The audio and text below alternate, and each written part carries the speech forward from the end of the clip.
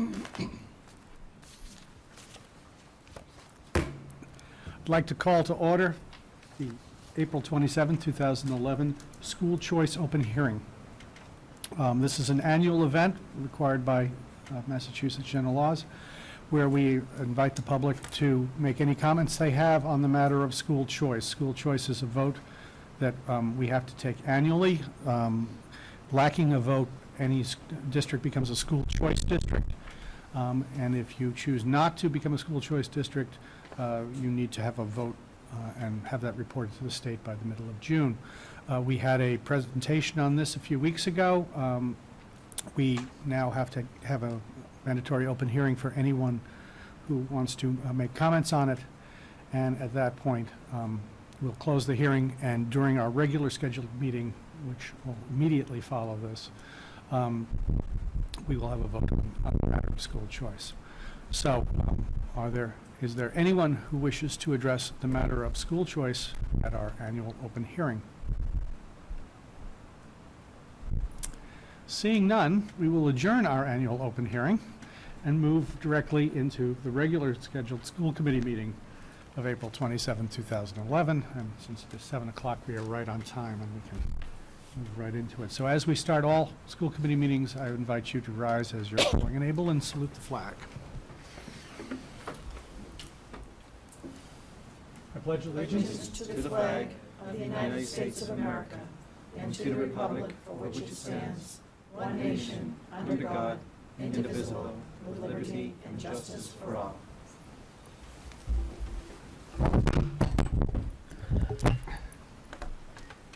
All right, we begin with our agenda for the evening. There are two amendments to it that I have. We have not yet received the April 6, 2011 school committee meeting minutes, so we will defer those to a later meeting. That was item 4B. And under the superintendent's report, the coordinated program review, item 5A, will also be deferred to a later meeting. Are there any other amendments, additions, deletions to minutes? Yes. We're going to put off the executive session. That's right. Until the next We session. are also not going to have an executive session tonight at the end of this meeting. Thank you, Mr. Chairman. Ms. Kelly. I would just ask if we need the finance subcommittee report, or whether that can be deferred. As chair of the finance subcommittee, what would your recommendation be?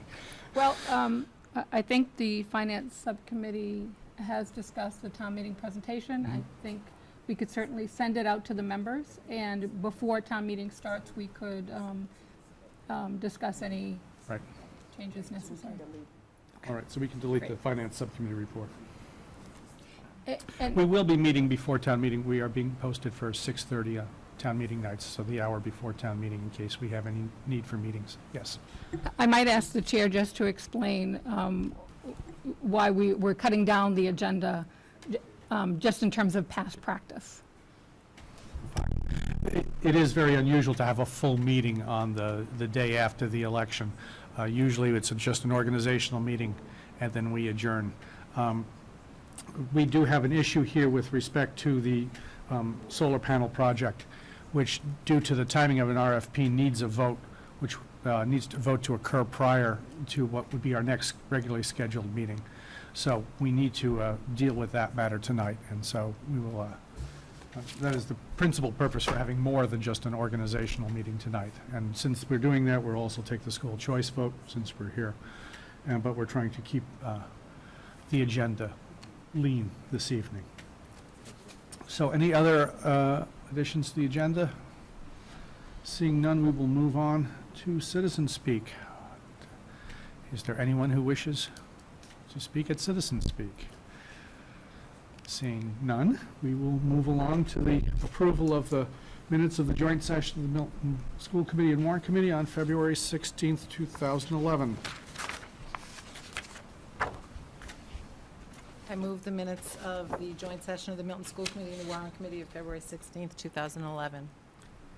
Second. And there's a second by Ms. Bagley-Jones. Moved by Ms. Sheridan, second by Ms. Bagley-Jones. Any comments, corrections, amendments to those minutes?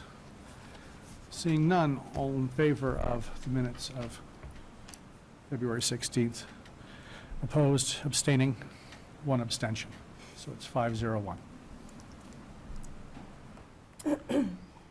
And we will move into the superintendent's report. Thank you, Chairman Pavlicek. If you would indulge me before we go to the solar panel with a few timely notes. We reported that we received our coordinated program review, our audit results in special education, English language instruction, civil rights. We're waiting for Title I and our homeless procedures. We met with the state, and we're preparing a report that will be a timeline on how we're going to meet any issues that came out of that report. So we were going to report out tonight to you, but that report is due within the next 2 weeks. So we thought that we would consolidate our reply to the state with a presentation at this school committee more deeper than just we had a good report card. So you can look for that at a future meeting. Friday, every year, a highlight of the school year is the Milton Foundation for Education Teacher of the Year award ceremony. And it's a two-part ceremony. First of all of the submissions go directly to the Milton Foundation, and they have a board, and they make their decisions. I often say it's not all the teachers are my favorites, but it's not John Phelan's favorite teacher or Matt Gillis's favorite teacher, submitted from their peers and parents and community members. So Friday morning, beginning at Milton High School lobby, MFE members, the principals at each building, central office, and all of you are invited. We visit each school, and like the sweepstakes ceremony, we appear in a classroom and announce that this teacher has been named Teacher of the Year. It's memorable for the students in the room. I hear tell it's memorable for the teachers or faculty members that are recognized. And then I would ask you to circle May 16th in your calendar. That's the evening event, a small reception in the lobby of Milton High School, and then it will be a memorable event. Families come from across the country to celebrate with these, a Teacher of the Year from each school, and one staff member who's recognized for their leadership skills receives the Mary Grasser O'Neill Leadership Award. I want to report to you that we had our second outstanding session today for the screening committee for the Milton High School principal. We had Mr. Pavlicek, Mr. Phelan, Mr. Gillis. How many applications? 67. 67 applications. We have an outstanding committee. You're represented by Glenn Pavlicek. The parents, the PTO president decides who the parents are. We had a very large number of parents volunteering, and Cheryl McDermott chose Margaret Reckenzone, Mike Raschuti, and Christina Mines as the representative parents to serve in that committee. The teachers chosen by the Milton Educators Association are Sean Lepresti and Jessica Parsons, and our union president, Margaret Gibbons, in her dual role as Milton High School school nurse and union president, is serving on the committee. Matt Gillis, John Phelan, Glenn Pavlicek, and I, along with James Jett. So all the applications were reviewed. We've gone paperless. We've gone green. Wow. School spring, everyone submitted online. All of the reviewing was done online. Sean Walsh and John Phelan had everyone vote via Zoomerang, and it really facilitated the meeting this morning. What percentage of people you wanted to see a candidate, you didn't, or maybe. We joined the yeses, then the yeses and maybes. We deliberated on quite a few for an hour and a half. So if Leroy Walker wanted to see a candidate and he was the only one, it actually happened today. One person convinced the rest of the group that one candidate was going to be brought in. And we have 2 full days of interviewing next week. And so that process is moving ahead, and we'll keep the public, the community, and all Milton High School parents, guardians, and staff involved. And 1st, we'll let the school committee know of all developments there. On prior hiring, at our next meeting, we're going to bring our new Collycott principal, Janet Sheehan, to the table for you to meet and for the public to meet. We have receptions planned for the staff after school, and the PTO is hosting an evening reception in May. We're doing the same with the PAC for Karen Clasby, our new Director of Pupil Personnel. There'll be a evening for PAC parents, and Ms. Clasby has already initiated taking days to visit the Milton Public Schools. She wants to see every SPED class before the end of school. So she's taking her personal and professional and vacation time to spend time in the Milton Public Schools. So those are all very exciting developments. We're in the midst of working on filling the important position of World Language Director in the Milton Public Schools, and then the next meeting we'll have an update for you. I want to remind everyone that next week is Teacher Appreciation Week, and a note or an email to your favorite teacher, could be a teacher that you had years ago, or a teacher currently in the Milton Public Schools, is always appreciated, and it's a nice week of recognition. Today was National Administrative Assistant Day, and I heard there were such going-ons in the schools. I heard there's one elementary secretary that you couldn't, administrative assistant, you couldn't see her beyond the pile of gifts and cards and recognitions. And so I think that it just shows the community of Milton, and they really know how important those front office people are to the community, to the parents, to the staff, and most importantly, to the students.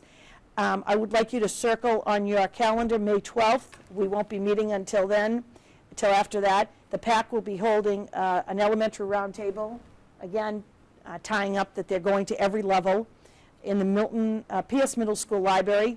They'll have their own elections, and Ms. Clasby will be introduced to the public that night. They're also going to have a brief presentation of the coordinated program review. Well, we had a very exciting event here yesterday in the Milton Public Schools. Erin Power, 5th grade teacher at the Cunningham School, last fall wrote a piece on Abraham Lincoln. And the Horace Mann Insurance Company, and this is brought to our attention from Michael Neely, who is a Collycott parent, one teacher's composition is chosen from each state. And that teacher spends a week in, what town was Abraham Lincoln born in, everyone? Springfield. Springfield, Illinois. Excellent, Chairman Pavlicek. And all of these teachers join together to learn and share in the home town of Abraham Lincoln. So you have to be an Abraham Lincoln buff. All the compositions are, we call them, Erin Power told the students they were MCAS long open responses.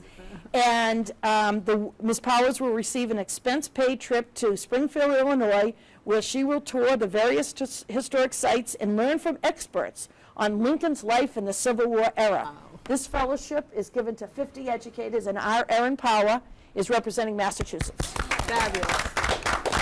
Very exciting. Very exciting. And I would ask you to circle on your calendars. If you shut your eyes and we go back to the MVAA, the Parents Advocating for Art Education, well, the students went to the library and under the leadership of the MVAA wrote notes to the residents of Fuller Village. So in response, the residents of Fuller Village reached out to the Milton Public Schools, and you're all invited, as is the public, on Friday evening, May 20th, to a reception, you'll get several notices about this, at Fuller Village, where there'll be a silent auction of student work from the Milton Public Schools and artwork from Fuller residents. Intergenerational event. A champagne and cookies event, and that's for the adults that night. Our jazz band will entertain. Then the next day, from 1 to 4, where John Phelan and I, Dr. Noreen Dimer-Dett, Marcia Retzky, meet all the time with the representatives from Fuller Village. And the next day, there'll be an event for Milton families to go and for their children to experience doing art projects and to view the art. And Fuller residents will be entertaining. There'll be line dancing. The famous Fuller Chorus will be presenting, and Milton High School students will be performing. So circle that date on your calendar. Spring sports has begun. We'll give you updates. Again, go to I would urge all parents and guardians to stay abreast of the MCAS schedule in the next month by going online. I would urge all parents and guardians of Milton High School seniors, we're sending out email blasts to make sure that your children and you correspond with your child's guidance counselor on scholarship options that are available through the Milton Public Schools. We have a little surprise, so it's sort of a secret, but I'll tell you that Wednesday, May 4th, does anyone know what Wednesday, May 4th is? No. Massachusetts Safe Routes to School Day. Ride your bike and walk to school. This is highlighting the importance, and we have an international advocate in the Milton Public Schools, Dr. Eric Ask. And if you see the pathways painted on the streets of Milton, Dr. Ask was behind it. If you see initiatives around walking your children to school or riding your bikes, Dr. Ask is behind it. Well, the little secret is that pending his schedule, our governor might be walking to school with the Glover children. So, again, he has a busy schedule. Great. He has a tentative commitment, but we're not sure. But we'll let you know what time and where you should be for that event. So lots going on this month in the Milton Public Schools, and that's just an update of important events that will happen before our next meeting. So I would like to, that's the school happenings, turn it over back to the chairman. Thank Unless you. anyone has any questions of me. No, thank you. Thank you, Superintendent Gormley.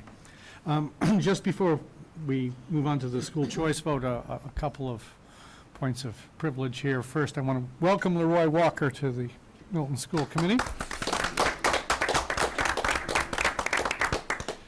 Known Leroy since his days on the Warren Committee, and with a strong voice for the Milton schools, and we're glad to have him here on the committee. And one other point, I wanted to thank Linda Lee Sheridan for 2 years of outstanding leadership on this committee. She has been dedicated and organized and will be a very hard act to follow, I believe.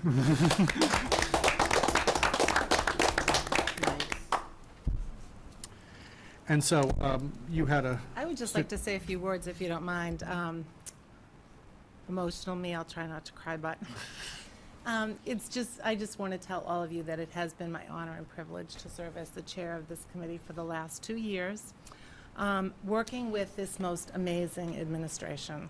I mean, it is just amazing, and people that watch it from home, you only see a part of it, because the work that goes on behind the scenes that this administration does to make every day a smooth day and the best possible learning environment for every child in the Milton Public Schools, you have no idea.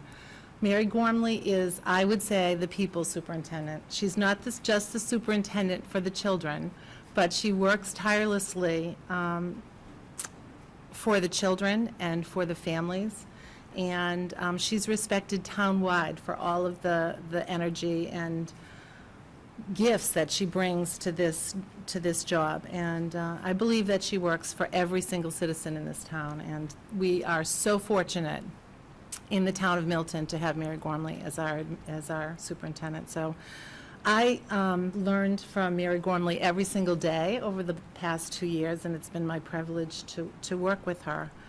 Someone who cares so passionately about the work that they do. So thank you, Mary. Thank you, Linda. And thank you to the administration. I also want to thank the school committee, because it really has been terrific working with you as the chair. And welcome, Leroy. I know you're going to have a great 3 years to start, and hope it's longer, but I hope you enjoy yourself, and you certainly bring a lot to the table, and I'm thrilled that you're a part of this committee. So Thank you. thank you. Thank you, Linda. And if I might, Go ahead. first, welcome to Leroy Walker, who I said he could have tutorials, but I think that he's up on everything that's happening in the Milton Public Schools, and you have been an advocate for the students, the budget in the Milton Public Schools, and we're putting ourselves open, any information that you need. And to Ms. Sheridan, I want to thank you, Linda Lee, And I don't think the public really realizes about communication. We talk about communication and communicating with parents, but a huge issue between superintendents and school committees is communication. And the school committee are elected to run the school system, and the information they get is funneled through central office. And so Linda Lee Sheridan made herself available to me for guidance on your behalf every morning before school, and most afternoons and night. And so it proved, I think, to be beneficial that everyone was informed, and these decisions aren't made in isolation. For Matt Gillis, John Phelan, and me, you're an invaluable resource, and on behalf of the school committee, thank you. It worked. It couldn't have worked any better. Thank you. And you always said, if what's right for the child, for the Milton Public School student, that's how the decision was made. So Thank you. at this point, we'll move along to our school choice vote. We've had a presentation on it, as we said in the past. So to move along here, I would entertain a motion either to accept or not to accept school choice for the Milton Public Schools. Would someone care to make a motion? Ms. Bagley-Jones. I would motion that we do not accept school choice for the Milton Public Schools. I'll second that. Second by Mr. Cohen. Any discussion on this? Ms. Kelly. Just in case people have missed that previous meeting, Mr. Phelan and a group of administrators and teachers and parents and school committee member reviewed this thoroughly from the perspective of where school choice is actually taking place now, what communities do participate in it, what are the funding implications of it, and after this very thorough review, their recommendation to us, the school committee, was to not accept school choice for next year. I think it's great. I know Mr. Huvan had been asking for this type of review for many years, and I think it's great that we've got it on the table. It's certainly something at some point we may want to review again, but certainly for this year, I think it's prudent to not participate. Ms. Bagley-Jones. Can I just say, as working on the committee, I was really impressed with John Phelan for how he led the committee, and we really did look at a lot of different schools and alternatives, and it was very clear. We all went into it with an open mind. Could this be a financial assistance for us? And the costs outweighed any other financial implications that there could be for us. So I just want to really recognize John Phelan, as Ms. Gormley has earlier, but it was a pleasure to be on the committee and have John have us so organized and all the reports and all the paperwork done ahead of time for us. It was lovely. So thank you, John. Thank you. Any other comments? Seeing none, we'll proceed to a vote. The motion is not to accept school choice for the Milton Public Schools for the 2011-2012 school year. All those in favor of the motion? It is unanimous. And now we'll move on to the Facilities Subcommittee report dealing with the solar panels. Ms. Sheridan, would you like to introduce Sure. our... I can talk briefly to this as a member of the Facilities Subcommittee. And this is a committee that is a really great, hardworking group of talented people from the town side that lend us a lot of their expertise.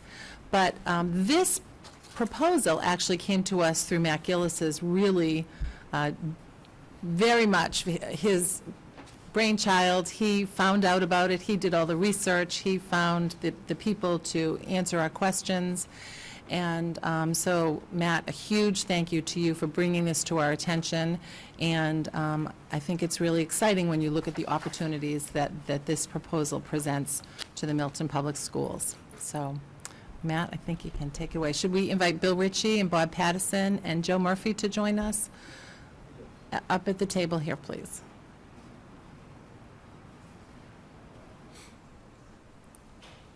Bob is our consultant, and everyone knows Bill Ritchie. Joe Murphy is one of the citizen members of the Facilities Subcommittee, in addition to Rick Malmstrom and Joe Kibbe. Jerry Kane. And Jerry Kahane.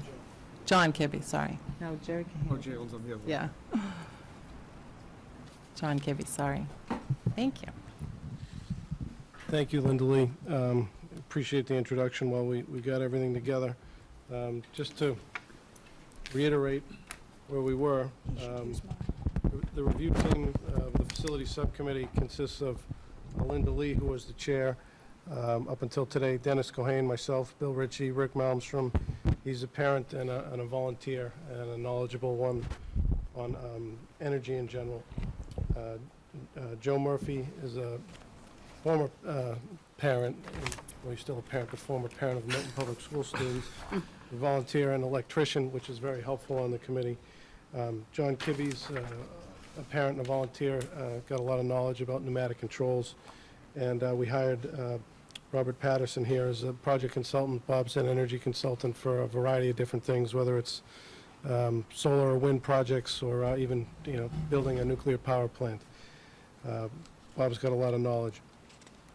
So we're going to get into the details of this, and I'm going to turn it over to Bill at this point.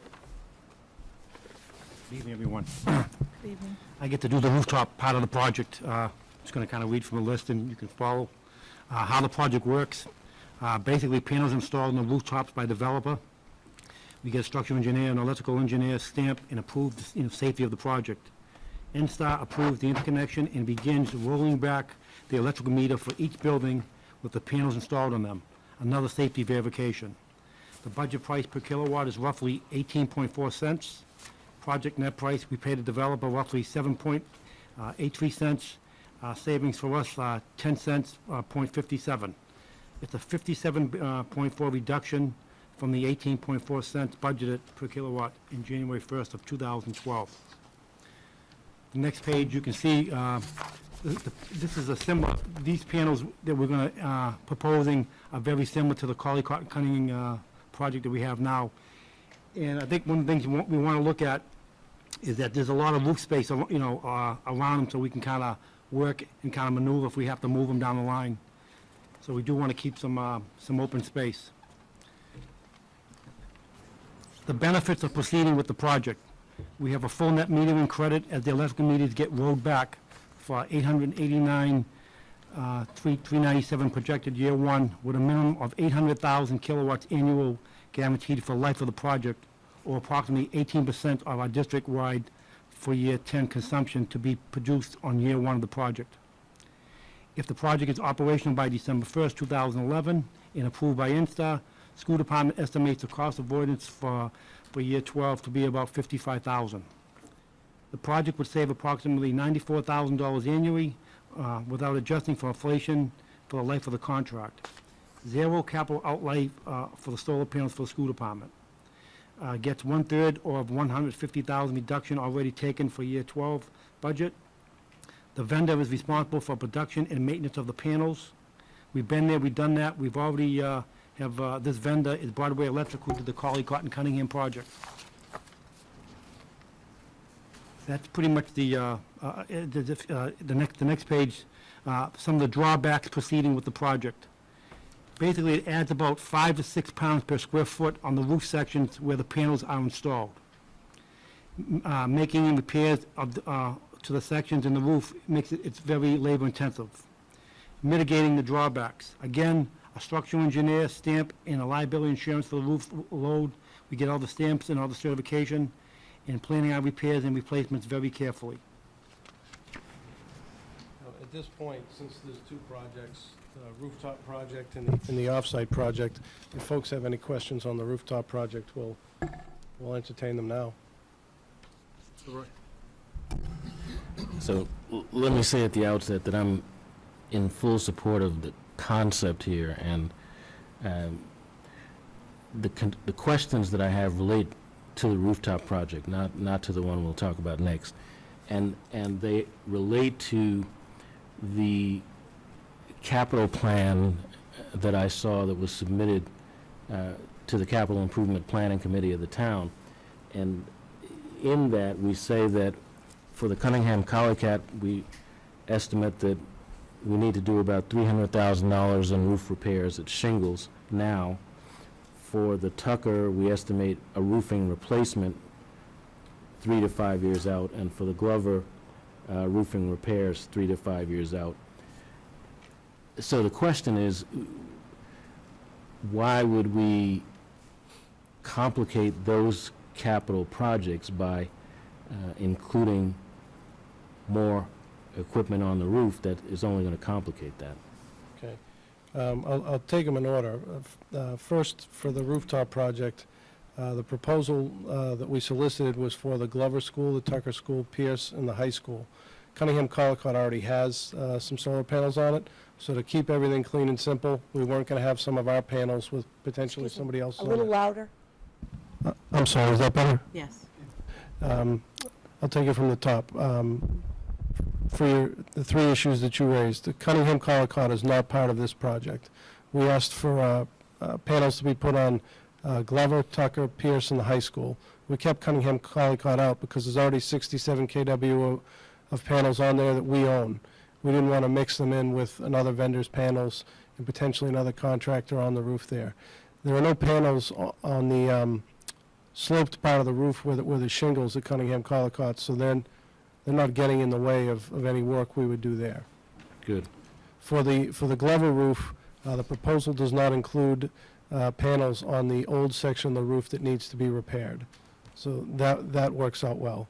For Tucker, the proposal does have panels on the section that we're going to repair, and we're planning on doing that in-house and getting a manufacturer's warranty for up to 10 years this spring before those panels would go on there. If for any reason we're not comfortable with it or the vendor isn't comfortable with it, they can always scale back the number of panels. They're going to put 64 kW on the Tucker School. We saw 7 different proposals, and they ranged from no panels or 20 kW up to, I think, 70 some odd kW worth of panels on the Tucker School. So we can always scale it back if we think it's going to be a problem and just put it on the new sections of roof, not the existing roof that we intend to repair. And the plan would be to have the replacement done before you install the panels? Yes, it's going to take the vendors between 60 and 90 days once the contract's finalized to order the panels and get them here. And that would give us more than enough time to do the repairs. It's about 10,000, 11,000 square feet of roof section on the Tucker School. Great. Dennis, you got a question? Yeah. I just wanted the other committee members to know that my two concerns all along were the structural engineering of the roofs, and also to take on what Mr. Walker said about, you're talking about short-term fixes. My concern was the long-term fixes when we have to replace the roofs in 10 to 20 years' time. And my question was, how are we going to pay for it? And who is going to pay for it? The removal of the panels. But Matt was able to answer all that, and so my concerns are gone right now. And the answers were the structural engineering was going to be done by an independent structural engineer, and not the one that did the school building project. That's right? That's correct. And I know that the new building codes have come in to accommodate the snow loads especially after this winter. Mm-hmm. Because that was a concern especially of mine with the structural load on top of children, basically. The second thing is I was happy to hear that the price has been factored in to the kilowatt hours, is that how we say it? Mhm. To put money aside every year, so that in 10 to 20 years' time, when we have to remove the panels, the money is already put aside for that. So we don't have to go looking for the money, or we don't have to get into any litigation with the solar panel company as to who's going to remove those panels and put them back. Am I correct in saying that? Yeah, the vendor will make a payment to us of about $4,000 that we can put into the rental revolving account, set that aside for removing and repairing sections of the roof. Depending on the timing of it, that would not be enough to do all 4 roofs all at the same time. But roofs don't kind of fail all at once. The warranties, the quality of the workmanship, the craftsmanship, the materials, all the weather elements and things, they start to break down in areas. And so we remove sections of panels and and patch them up before we redo the whole roof. So in most cases, we're not expecting to have to redo entire sections of roof during the life of this project. Sure, question? No, I was basically going to say the same thing, that it's great when people ask questions, because as a committee, we've asked all these questions, and I don't think to ask them tonight. So it's really great when people ask those questions that, you know, we've all asked before, so it's great. Thank you.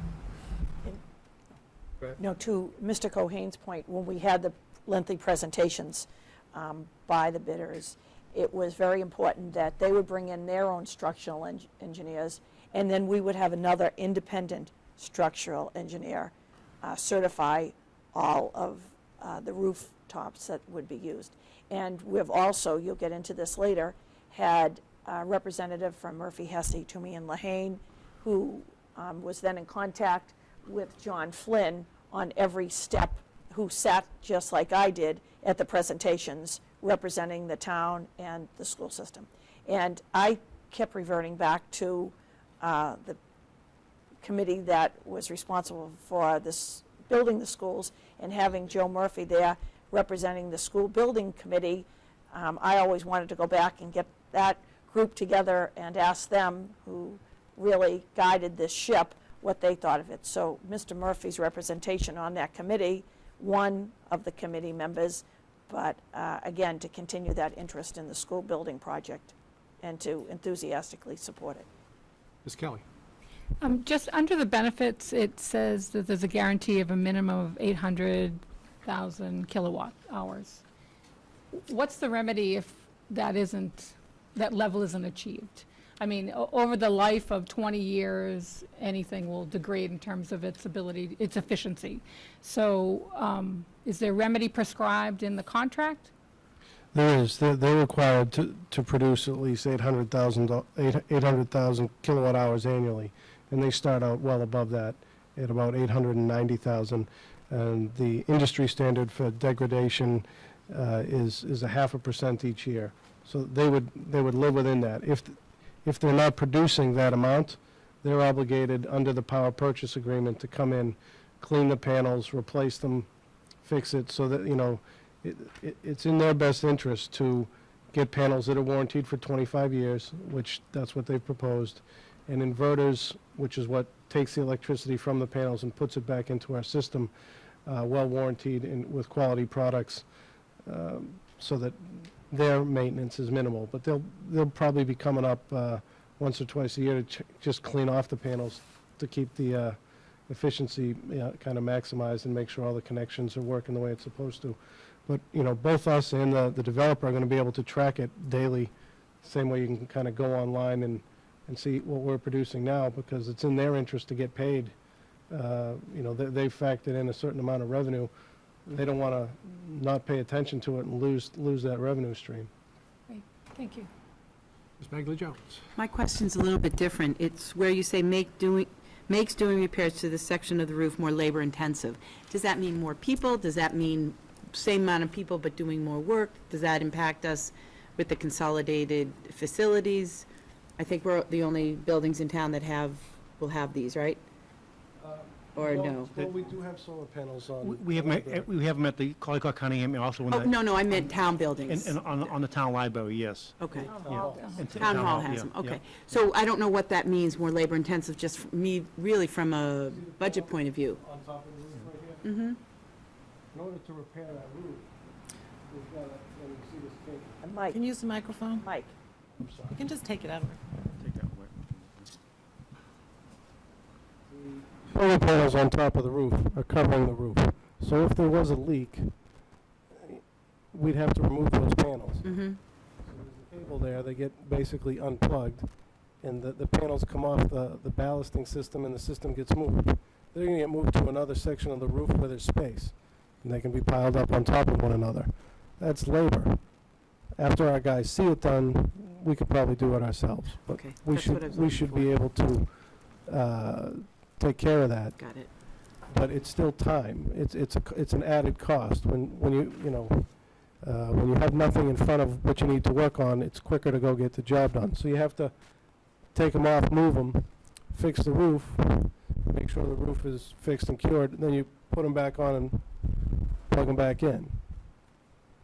You know, that's one of the drawbacks. There's no way to get energy without some type of drawback from some perspective, and for us, this would be the real drawback. Okay, thank you. Yeah, and another thing too, this type of system that we are using, it's a ballast system, this is the only way we could actually achieve that. If this was a pyramid system with penetrations, there's no way we could achieve that. It would be a major disaster for us. Okay, Yep. thank you. Ms. Kelly? I guess want to point out that if this ends up having a net gain in terms of efficiency, in terms of what we spend on energy, going down the line, it will be taken out of the Milton Public Schools budget. So essentially, this is an effort on behalf of the whole town to be economical about our energy consumption. I think you folks have done a whole lot of work on that, just in terms of, getting rid of the refrigerators in the classroom, et cetera. But this is an effort on the other side to decrease the cost per kilowatt hour that we're utilizing, and this benefits the whole town. This is not something that we would then accrue the net savings and apply it into teachers. I don't think that's an expectation. I don't think that's a reasonable expectation, but, to the point about the next project, including other town departments and other town building, or, other town departments, I guess would be the way to put it, in this effort is a benefit for the entire town, and I think that's to be applauded, and thank you. Anything else on this? We'll move on to the second project proposal. Okay, I'm going to start with this, and then I think Bob Patterson's going to chime in. This project works with ground-mounted panels installed by the developer at a site somewhere in the NEMA zone. They proposed the town of Norfolk, but we met with them, Borrego, the developer, for about an hour and a half ago. They've got sites in other places in case something were not to go through with this site. Basically, NSTAR, anywhere in our zone, NSTAR can approve the site as long as they can tie it back to where we get our bills. So they would approve the interconnection with this site, and we agree to be responsible for the meter, or possibly Borrego could agree to be responsible for the meter, as long as we're agreeing to buy all the electricity that's produced by it. So the way this project is going to work is we're going to still pay our electric bills, and then we're going to add the 10 cents that Borrego proposed each year for the next 20 years, and we're going to get money back, either a credit on our bill or NSTAR is going to cut us a check. I guess, and we'll find out how that's going to work when we give them the list of the meters on there, and they'll tell us whether or not they want to apply all those credits, or if they'd rather just cut us a check for it. So for the high school, for example, 1 megawatt, we could have it basically roll back the high school, and that would be clean and simple. For the other schools and the light meters that we're responsible for, they may not want to just apply a credit. They may just send us a check every month for all of the energy that's produced off this site. The net price per kilowatt hours is 11.34 cents. It's a little bit more expensive than the 7.83 for the rooftop units. There is a difference in the price, but a 38% reduction in what we have to pay per kilowatt hour is a really nice delta to have when you're talking about, the price you pay or as some people would say, that the cost savings or cost avoided. So what is this going to look like? Here's a couple of pictures of ground-mounted panels. And these are kind of ballasted systems. You'll notice they're on dirt or on, kind of not a whole lot of grass. This would be kind of the drawback to solar, is there's a little bit of erosion when you set up these farms, and they have to take that into consideration when they're getting permitting for the site. They can also kind of drive them right into the ground with like long poles and stakes that hold them up, so it would look a little different. It doesn't really matter to us how they do it.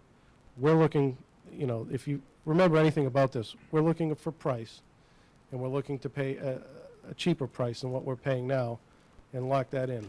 And Borrego is saying that we'll sell it to you for 10 cents a year for the next 20 years. And, when we get into the next part of it, you can see here how we got to that price. We're still going to pay our budget in year one. Borrego, we added 10 cents to it, so there's 28 cents that's going out. we're either going to get a credit on our bill or a check, and that's a very conservative estimate. I've got confirmation from a gentleman named Richard Chin, who is in charge of the net metering at NSTAR. Early on in this process, before we even decided to go this way, that we could get at least this level of NSTAR credit on our bill. Borrego has sort of negotiated with them a better rate for us, the way they would set it up, so we could actually do a little better. So again, the savings is a little over 7 cents, or 38.4 cents. So when we get into the benefits, again, same thing. This project, zero capital outlay. We're in effect buying our own municipal power plant and paying municipal power plant prices without setting up the plant, without hiring the people, without having the capital overhead and outlay. Somebody else is doing that for us. We're just gonna pay that price of 10 cents, which Taunton, North Attleboro, Middleborough, they all have Braintree. They all have municipal power plants, and they pay between 10 and 12 cents a kilowatt hour for their electricity. So we could get about 40% of our reduction from the 150,000 if this project gets done in April of 2012. It may not get done until June. Again, the permitting, how fast NSTAR moves for interconnection agreements and other things. And based on our conversation with them today, we're first. We're first in at least from that they know about, and this is their business, the first school system to be doing it. We're not the first off-site project, but most places are doing it on their capped landfills with their DPWs, and it's actually a tougher row to hoe as opposed to a site that's more accommodating. You can't be putting penetrations into landfills with the methane gas. You can't put heavy equipment on the landfills to set these things up. So, we're actually getting a better price than some other folks. For the concerns about the equipment to the school roof, there's nothing there. There's no additional cost other than what we paid legal counsel and a consultant to pursue this if this doesn't proceed. If they don't produce it, we don't have to pay anything. The last part, I had a good chat with Kevin Mern today and Borrego afterwards. Kevin is interested in seeing how this works, and Borrego is going to talk to them, and maybe they're going to work out a separate deal, holding the same price or potentially doing a little bit better, because the town could benefit from this on some of their meters as well. And Mr. Gillis, would you, to Mrs. Kelly's point, bring the public back to your second bullet, gets 40% of the $150,000, how in our reductions this year, under the leadership of Mr. Gillis and Mr. Phelan, half of our cuts were coming as one-time non-personnel cuts. One-time non-personnel cuts, to Mrs. Kelly's point. And we anticipated through this project or projects to net a savings of $150,000. So that has been paramount in the planning for next year. So let's bring the public back to where that $150,000 came from. Where we've counted that, in our language, that would have been 3 teachers. And so this is a one-time cost savings next year through this program that will then bring savings to the town in the coming years.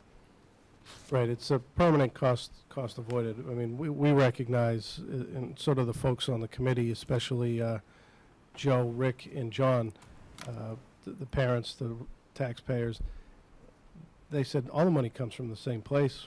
We want to maximize this as far as we can. At this point, I'm going to turn the... Before you move on, Mr. I just wanted to ask you to explain one piece of that, because you said that we're in fact getting our own plant here without building the plant. Could you explain the grants and the process of how that even is possible? Because to me, or to people maybe watching from home, it seems like this is too good to be true. So how is it that this opportunity is available to us? Well, I'll start the answer, and I'll keep it really short, and then I'm going to turn it over to Bob, and he can elaborate for days. I know. Because this is when the IRS gets into tax credits and grants, it can get cumbersome. But in short, this is a transfer of funds from everybody that has a meter or pays taxes to facilitate solar development and make it cost efficient. If you bought a solar panel on its own, it would last about 20 to 25 years, but it would take about 18 years for you to break even on the payback. So nobody would do it if it wasn't subsidized. And by subsidized, that money's got to come from the government, the taxpayers, the ratepayers, or whomever. But Bob can explain the four components that really make this project work and how the window could close on us if we don't do it. Yes, under the deregulation of the electric utility industry and also the establishment of the Green Communities Act, the utilities in Massachusetts are all required to buy what are called renewable energy, electricity, and associated with those kilowatt hours of renewable energy, and in particular solar renewable energy, they have to pay at minimum of 28.5 cents a kilowatt hour for each kilowatt purchased. So the utilities buy these credits and buy the electricity from the producers or from an entity like the Milton Public Schools. And in return, the Milton gets these credits, which they pass back to the developer. And that allows the developer to, instead of charging 20 or 30 or 40 cents a kilowatt hour, if you were doing a traditional solar facility, as Matt was saying, that would pay back in maybe 18 years, they're able to do a development that has a outcome price of about 10 cents a kilowatt hour by taking these credits. There are also federal tax credits.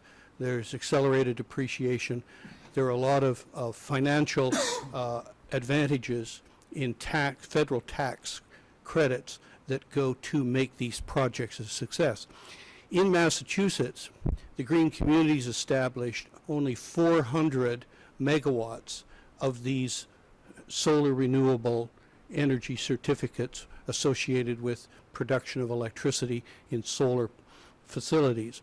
And when the 400 megawatts is all used up, that's the end of these credits. So at the moment, Milton is in a good position because they're fairly high on the queue. They're going to be, as Matt said, one of the first schools to do this, but also there are a number of projects that are pending development in the state for these credits, but they haven't started to get them because they haven't finished either the permitting or the financing of their projects.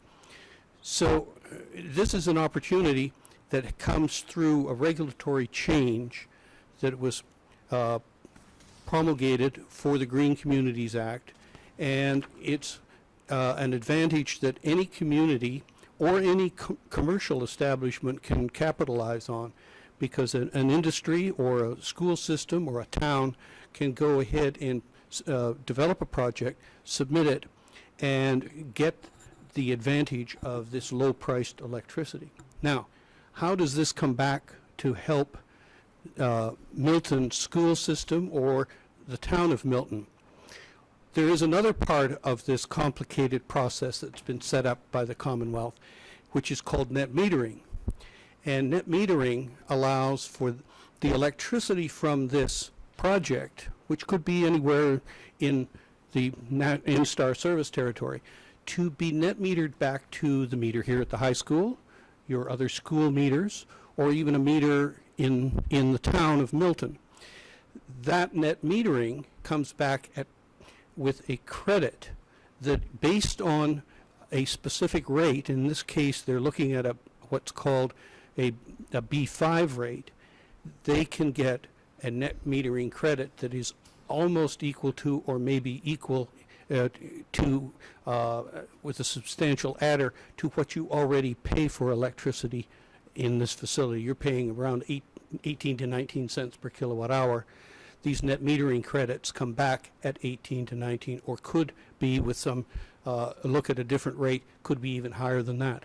So all of a sudden you get a kilowatt hour credit, as Matt says, in the way of a reduction in your metering, or in a check written to the Milton School Department to allay the costs of your electricity.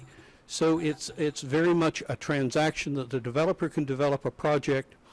He gets all this mechanism of federal tax credits renewable energy certificates for solar projects, and he sells to the prospective buyer, in this case the Milton Public Schools, electricity at 10 cents a kilowatt hour, which comes back and reduces each kilowatt hour that you use in your buildings at least for 18.4 or even more cents per kilowatt hour. So it is a net benefit across the board, and it also establishes a very substantial solar presence in the Commonwealth of Massachusetts for the development of solar renewable energy. I apologize, that's a short answer for a It's really good. complicated process. That's why we hired Bob. I think the other thing to say is, this sounds like it's too good to be true, but one of the things with this is that the public utility, NSTAR, they are looking for a good customer. And you could look outside and say, well, gee, there's a factory here, there's this or that, they use a lot of electricity. But remember, in 5 years, they might be bankrupt, or in less time. They figure that if they give it to a municipality, you're still going to have children here, you're going to have to teach them, and you're going to need the electricity. So your demand isn't going to go away, and they're always going to have your demand here that they might not get someplace else. And that's why they're very interested in things like schools that have a constant need for electricity, that's all. Do you want to flip to the next? Yeah. The 3 megawatt project that we're looking at would, in fact, produce about 3.6 million kilowatt hours, which is about 72% of your total electricity use within the school system. As we've talked before, there is a production guarantee in the contract, so that they have to produce at least 80% of that. Actually, in the discussions this afternoon, that was, we were talking about an even higher performance guarantee or production guarantee. What that means in terms of your fiscal year 12 budget is that getting this project up and running starting in the middle to late second quarter of next year, you would be having a contribution made to your fiscal year 12 budget, which would add and complement the benefit that would come from the rooftop solar panels. This would amount to about $60,000 in fiscal year 12. Overall, the solar project, the 3 megawatt solar project, would account for about $250,000 worth of electricity cost savings a year. Without adjusting for inflation, that would be about a benefit to, over the 20 years, of about $4.85 million. However, if, as we all know, prices tend to go up, if we apply a small escalator, 2.7% escalator to the cost of electricity, this benefit over the 20 years of the contract could be as much as $6 million. Obviously, there are some drawbacks. As I went through the explanation of how this has happened in the Green Community Act and the regulatory framework up on Beacon Hill, you get to a point where, yes, there are some regulatory issues that govern keeping this kind of program beneficial to the purchasers of the electricity, and that is what might happen in the Department of Public Utilities on the basic service rate. The basic service rate is the basic price you pay for your electricity kilowatt hours on your bill, not the distribution charges. Or there could be changes made by the Massachusetts Department of Energy Resources, which promulgated the Green Community Act, or there could be some regulatory changes with the Massachusetts Department of Public Utilities. That, in light of what Governor Patrick and many of the legislators want to do, I think is not too likely that they would make regulatory and changes to that. The other thing is, this would be one of the first school systems and municipalities that would be participating in an off-site project. At the moment, there is another RFP out in the street by another school system that is looking to do the same thing, and we asked the developers if they had heard of other projects by other school systems. He said, no, they don't know of any exactly doing this kind of project today, but they are anticipating that they're going to see more of this in the future. Mitigating those drawbacks, the basic service rates, what you pay for your electricity on your bill, are not likely to be lowered to 38%, which would mean from where you are today in your basic service costs for electricity and your distribution costs, we don't see that coming down 38%, so that you would be getting below the 10 cent per kilowatt hour purchase price of the electricity from the solar farm. And secondly, but most important, is that the contract language in the power purchase agreement for buying this electricity would be very carefully perused and vetted by legal people who are not only familiar with municipal and law, but also people that are familiar with electricity contracts and electricity purchasing. So I think there are enough protections that can be put in the system to make this fairly much fail-safe. Yeah. Okay, so now we come to a close and recommendation, and you can turn this over to the rest of the group that was here, but it was pretty much unanimous to proceed with both projects. You know, as we got to the end of both presentations, the initial discussion was, well, which one are we going to do? It wasn't clear to some folks that we could do both, and when that came up, the discussion got much shorter. That we should probably proceed with both and see if we can make both happen. So it would be about a 40% annual savings, or cost avoidance by paying this lower price to the school's electric budget. If one project is stalled or delayed, we could have another one work, so we could be getting part of the savings going. The rooftop projects are really basically tried and tested, not just in Milton, but both Borrego and Broadway, both of the vendors that we selected and the others.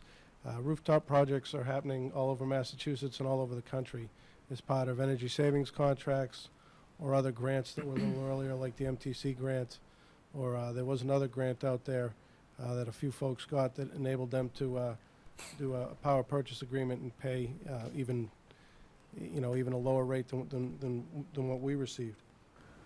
The offsite project feasibility is a critical element for the governor's plan and the legislature's plan for the Green Communities Act. I think at least last time we checked a couple of weeks ago, the state had about 11 megawatts of green power produced from this, and that's a long way off its goal of 400 megawatts. There just isn't that many rooftops and municipal land available, so they've got to be able to let folks and developers do this off-site. If they do, it'll get there much quicker, and it'd be nice to kind of get in on the ground floor, take advantage of it as our budget challenges aren't going to wait for other people to solve them for us. So that's about it. If there's any questions on the Matt, off-site. could you, you've mentioned Broadway Electric and Borrego. Could you briefly explain how the RFP process and how we got to these two vendors and the process we went through and Sure. how we got to the proposals we have in front of us? We put out an RFP, which is a request for proposals for developers, initially for the rooftop project. And shortly after that hit the street in early February, learned of a change in the law and regulations in the Green Communities Act that would allow for off-site development. With some quick research, decided it was worth at least going fishing, for lack of a better word, to see what we could get out there.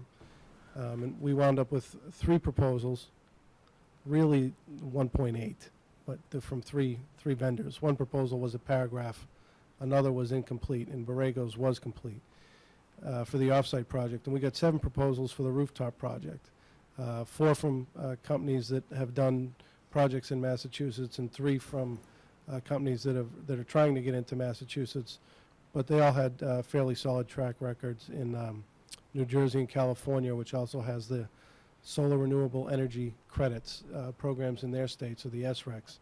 So with a similar program, they wanted to get into Massachusetts. We reviewed all of the plans. Folks went through or even read in great detail, probably well over 1,000 pages worth of proposals and data, and we came to a pretty quick conclusion about who we thought the best top 2 proposals were, and the top one in each category, and decided just to interview the top one, as we thought we could really get a contract done, because legal counsel was insistent that we put the power purchase agreement in the RFP so folks knew what they'd be getting into, or at least substantially. There's always a little room for negotiation, but it can't be entirely different. And they submitted prices that we thought we could live with after we ranked them by their qualifications and their experience. Same way you hire an architect or an engineer, an owner's project manager, then we open the price. And actually, with the rooftop proposal, Broadway Electric was also the lowest price and the low bidder. And in the offsite proposal, it was still probably Borrego. We didn't really do analysis on the paragraph proposal. And the other one, it was not. It started out at 9.9 cents, but in year 11 they jumped to 12 point something cents. So Borrego was the most cost-effective as well as the best qualified. And I don't, if anybody else wanted to elaborate on the process, or if they thought it was worthwhile. Any other questions? Ms. Kelly? Just on the offsite in the 20-year contract, and understanding that right now there's a particular law or laws that are overseeing this, but, you know, unfortunately, politics can change things fairly quickly. You know, if budgets don't provide for the tax incentives or those types of things for the companies that are part of this, I guess what I'd like to understand is, if we were engaged in this contract and for whatever reason the company that was doing the offsite decided we're not doing this anymore, what's the impact on the Milton Public Schools? Well, I guess the first question is, when would they decide they're not doing it anymore? After it's already set up and done? Or after or before they get it built? Right, a few years into the contract, let's say. You know, the law changed. NSTAR no longer is giving that. I'm not sure how it all works, but the benefit that they thought that they had for this 20-year endeavor goes away.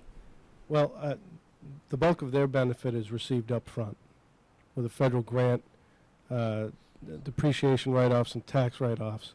They're getting the bulk of it up front. Then they're getting a stream of revenue from us, the buyer, that's guaranteed. That our interests are very much aligned. They produce, we pay. They don't produce, we don't pay. But yet they've already paid for the materials, so it's in their interest to keep them up and running and cared for and secured so that they finish getting the return on their investment. Like, once the project's built, you know, their risks are almost gone. You know, we have to agree to pay as long as they agree to produce. And we've already agreed on the price, a fixed price, so we know what that is. Our only risk is the regulatory change that could say that the net metering payment is going to be less. We're going to be such a small group of folks that's capped. It doesn't seem likely that that the legislature would penalize us, especially if the project is successful. And by successful, it makes, I think, the kind of a grander view of you know, our country being a little bit more energy independent, having things produced and energy being produced here without any carbon emissions, which is, you know, one of the main benefits to renewable energy. So you know, that's the way I see it. But we have Bob here. He may have something else to add to it. I think relative to the off-site project, Matt's absolutely correct. If they don't produce the kilowatts, in other words, if they walk away from the project, then Milton doesn't pay. So that's a very nice clean cut end to the project, and you go back to the way you are today, or what the rates are at that time.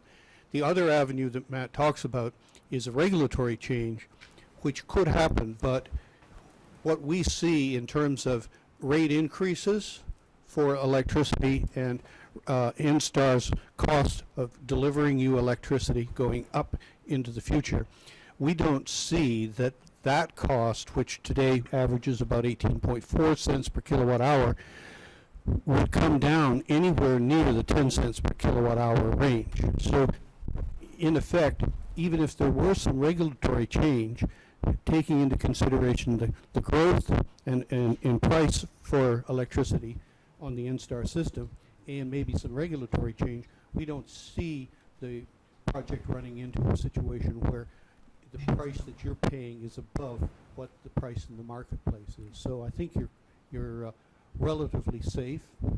Nothing's entirely safe, but I think you're relatively safe in that. Bob, do you want to talk about the force majeure clause in the contract? Yes, there's, the contract will become rather complicated. In effect, there are all sorts of terms and conditions put into the contracts in the event that various things happen. One of them is what's called force majeure. And a force majeure is, let's say, a tornado comes through and wipes out the solar farm. Then, in fact, Just hold it down a little. Just hold Away a from little your mouth. further away from your mouth. It's blowing. oh, okay. That one's good. Is that better? If you have a catastrophic event that wipes out the solar farm, then they're held harmless for that situation, and you're also out the power. There are some other issues that will have to be looked at, and one of them is what is called regulatory out. There's regulatory out, economic out. There are a variety of ways in which some of these risks that you're thinking about can be handled in terms and conditions like the force majeure term in the contract. And then, sorry, one final question. So we're talking about two projects that total how many megawatts of electricity, or whatever the term is? And that, I just want, the question is, that will not exceed the current use of the Milton Public Schools, is that correct?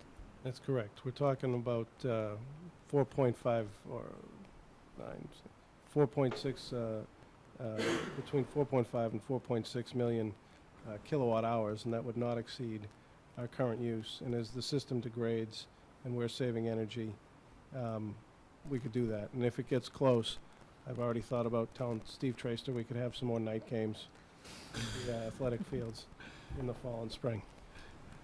So, I'm sorry, just if I can follow up. So, I guess where I'm getting a little bit confused is the solar rooftops are rolling back our meters. So the net sort of electricity, you're saying the net electricity that would come out of that, right, plus how everything else works, adds up to it's still within this range.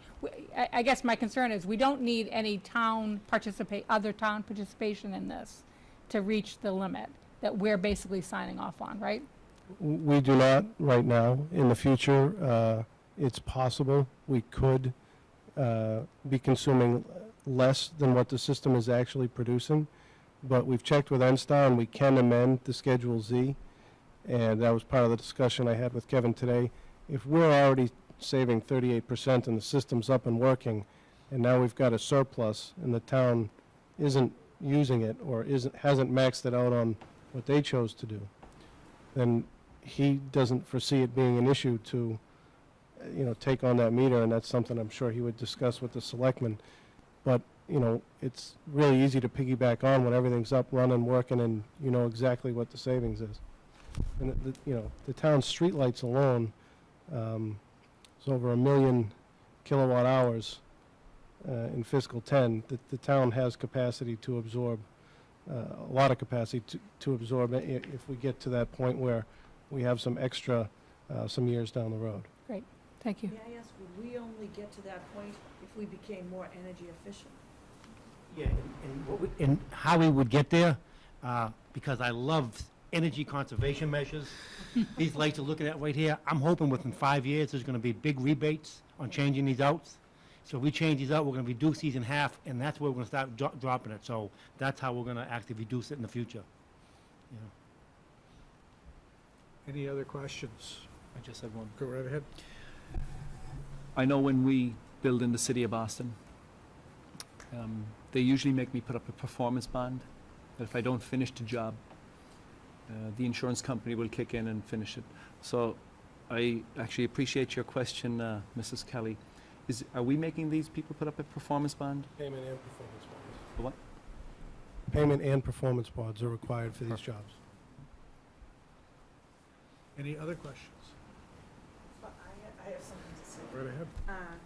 We live by these 5 core values, and they're all around academic achievement, outstanding instruction, collaboration and communication, diversity, and our 5th goal that's equal to the other 4 is risk-taking and innovation in education. And so John Phelan and I and the school committee have followed this process, and to Mr. Gillis, Mr. Ritchie, and all of the individuals on the facilities subcommittee, you know, what you're silently saying in your homes is, you know, why isn't everybody doing this? And in our subcommittee meetings, the school committee charged us, and every school committee spoke up. And it is innovation, and it is innovative, and it is looking for cost savings. And again, for society and our world with these solar panels, and as you can see by this school committee, every question's been asked to protect the school system and the town. And so I want to say to Matt Gillis, Bill Ritchie, and the entire facility subcommittee how much work that they've put into this. And this committee, again, on behalf of the public, have come a long way. Each person had to be won over and asked extensive questions. And on behalf of the system, as I said, I kept not looking at the presenters, but looking at our legal counsel, and they also did a tremendous amount of work looking out for the system and the town. So I want to thank you, and again, this is very, very innovative. Well, leading in from your comment on legal counsel, legal counsel advises us that since these are 2 contracts, we should deal with them separately. Oh, do you have a question, Mr. Walker? Now I have a motion. Okay, please go right ahead. Move to accept the proposal of Broadway Electrical Company, Inc. for installing and maintaining a rooftop solar panel project pursuant to Milton Public Schools' request for proposals for a solar photovoltaic project dated February 11, 2011, conditioned upon Broadway Electrical Company, Inc.'s execution of an agreement that is substantially similar to the agreement attached as Exhibit E to the Milton Public Schools request for proposals, provided, however, that the agreement shall be subject to termination at the option of the Milton Public Schools upon written notice to Broadway Electrical Company, Inc. if a structural engineer hired by the Milton Public Schools determines that any part of the premises, including without limitation, any roof structure to which any part of the system attaches, is insufficient or unacceptable to support such a system.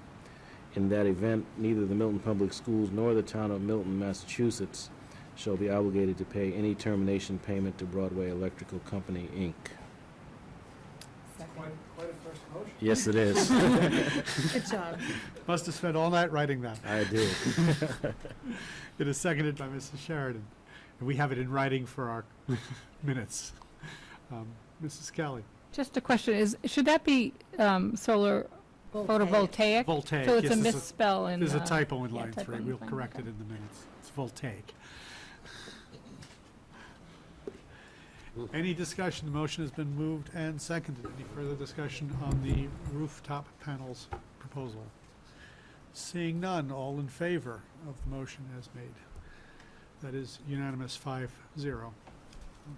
I do want to say, I know Ms. Bagley-Jones had to leave, but she was in full support of this as Right, well, she- so. Sent me a note, but we cannot take Right. proxy votes, but she had to leave.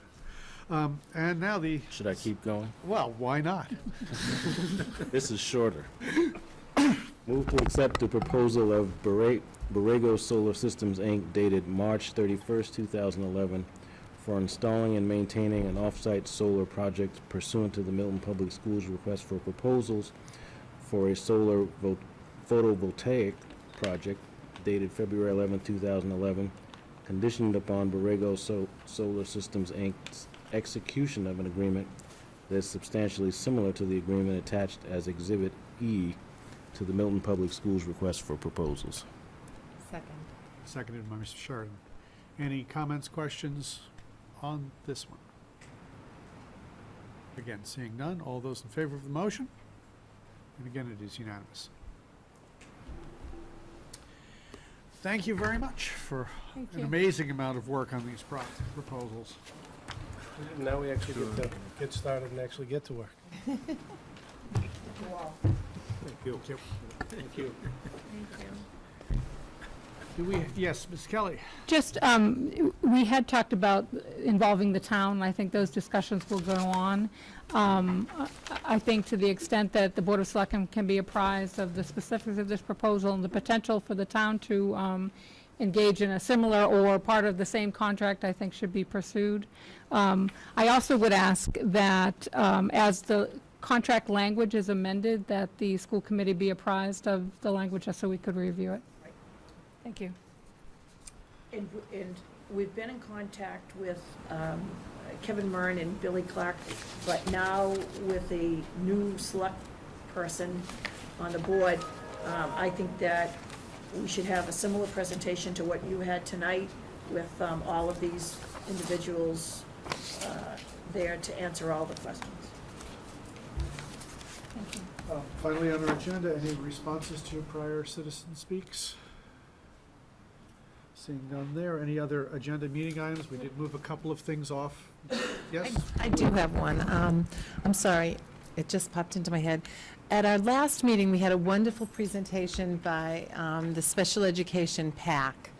And I actually heard reference on the radio from someone who was a Milton citizen that was calling into a talk show saying that Milton had their special ed parents were forming a political action committee. And so I just really wanted to clarify that for everyone, that it is not a political action committee, that it is a parent advisory committee. And, you know, that's why it's really important for us to continually be careful when we use those acronyms and terminology that might not be familiar to everyone. Thanks. Ms. Kelly? Not only is it a parent advisory committee, but it's legislated by law Absolutely. that every school district will have that committee, so. So it wasn't really citizen speak, but it was citizen speak in a different place. Thank you. And we have moved a couple pieces off to future agendas. Any other items for future agendas? Hearing none and not seeing Mr. Huben here, I have to call for someone to make a motion to adjourn. Second. Second by Mr. Walker. In favor? Thank you very much. Great job.